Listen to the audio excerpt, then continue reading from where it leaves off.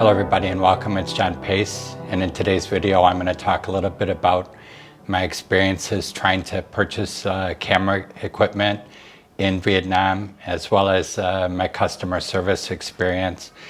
I've lived in Vietnam for 7 years, and when I first arrived here I wasn't really familiar with all the shops and the different ways of getting goods.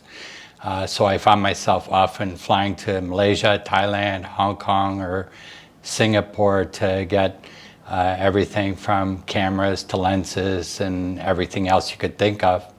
Today, 7 years later, there are more shops and they carry a lot more goods than they did 7 years ago. So you often don't have to wait a year after a Fuji lens or a Panasonic camera is released in order to buy it. They often get it right away, or in some cases they can get it in Japan and bring it to Vietnam in just a matter of days.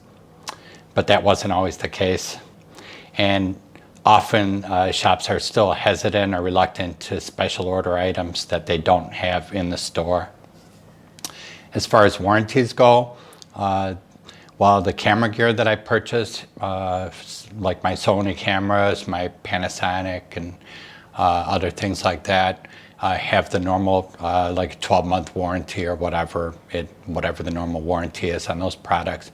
Often when I buy things like, for example, a LaCie hard drive for my desktop, it's supposed to have a 3-year warranty, but the shop where I purchased it only has a 12-month warranty, which is pretty standard here. I purchased some Sennheiser in-ear some earphones, and they were supposed to have like I think a 2-year warranty on them at the time of purchase, but the store would only guarantee them for 1 year. And that was a problem because they have since just totally fallen apart. If they were still under warranty, I could have gotten them replaced.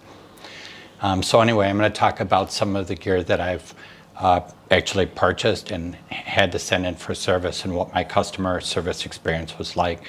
The first one I'm going to begin with is one of my favorite tools. I'll show it to you here. It's the Bright Tangerine. It's an articulating arm or magic arm for putting my monitor on top of the cage when I'm shooting with the Shogun Inferno.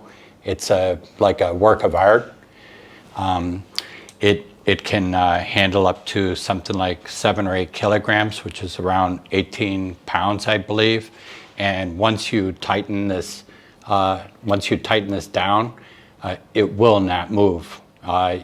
You can use all your strength and it won't move. So it's really an awesome piece of gear.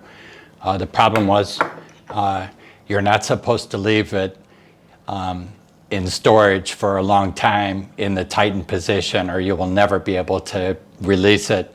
So I had to contact Bright Tangerine in the UK, and the CEO of Bright Tangerine was on FaceTime with me for at least 15 or 20 minutes, explaining to me how I could get it loosened. He offered to send me a replacement part if I needed it, but it works fine now.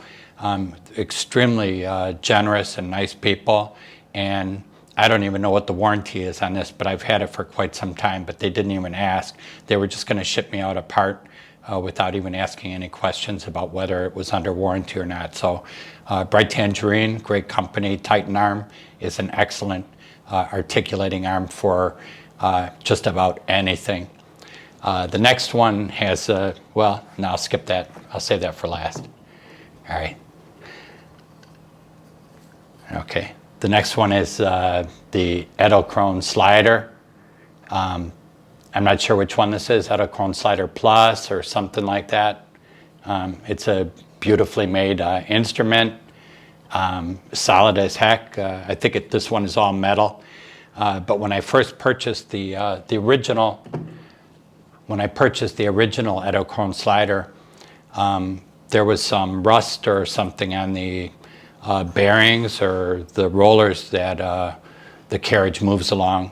A friend of mine had pointed it out to me, but I didn't believe it was rust. I just thought it was some discoloration or something. But A while back, I took it out of storage. I looked at it and definitely was rust. Again, I contacted Edelkrone. They told me to return it and they would replace it.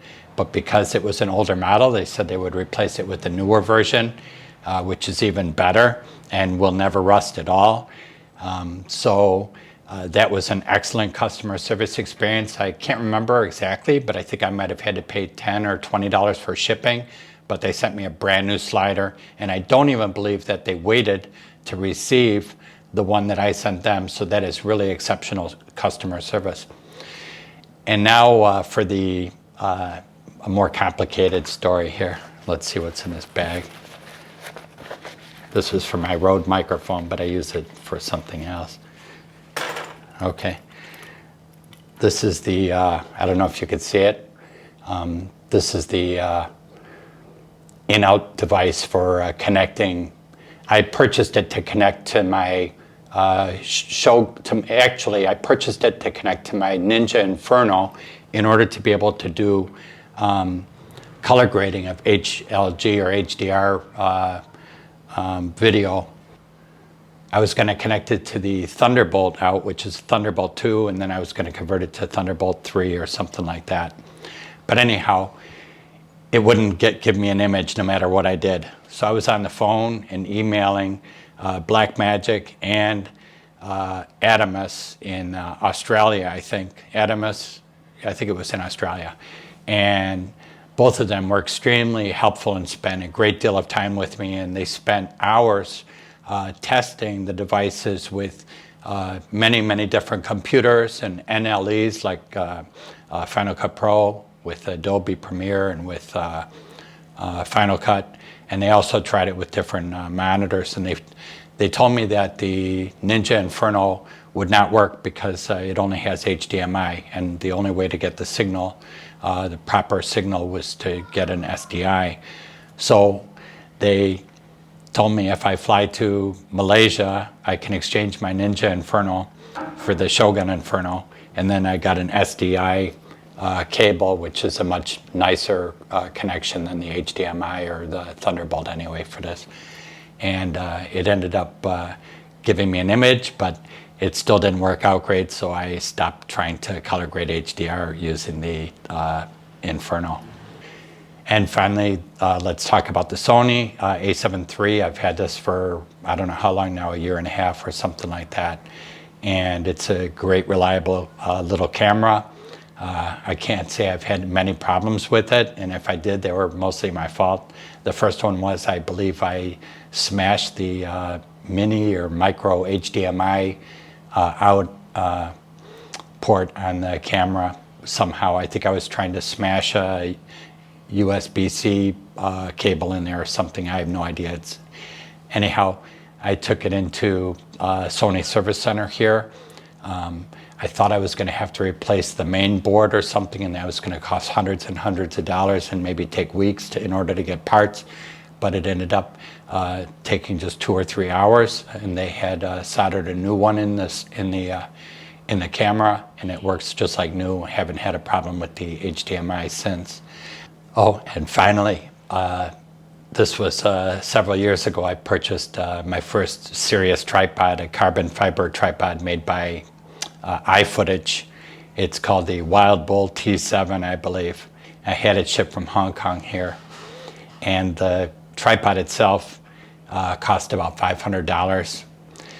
When it arrived in Vietnam, Vietnam Customs wanted to charge me some crazy amount, like $3,000 or $4,000 for customs fees or something really exorbitant like that. I was going crazy. So I emailed them. I said, forget it, just keep it, send it back, I don't want it. Finally, after some negotiations, they ended up charging me $175 for a $500 tripod. Usually camera gear is supposed to be like a 10% VAT or something like that, but the Vietnam Customs can do whatever they like. They're like the mafia here. I hope you found that interesting. If you did, please hit the thumbs up. If you'd like to see more content like this in the future, please consider subscribing, and we'll see you in the next episode. Bye for now.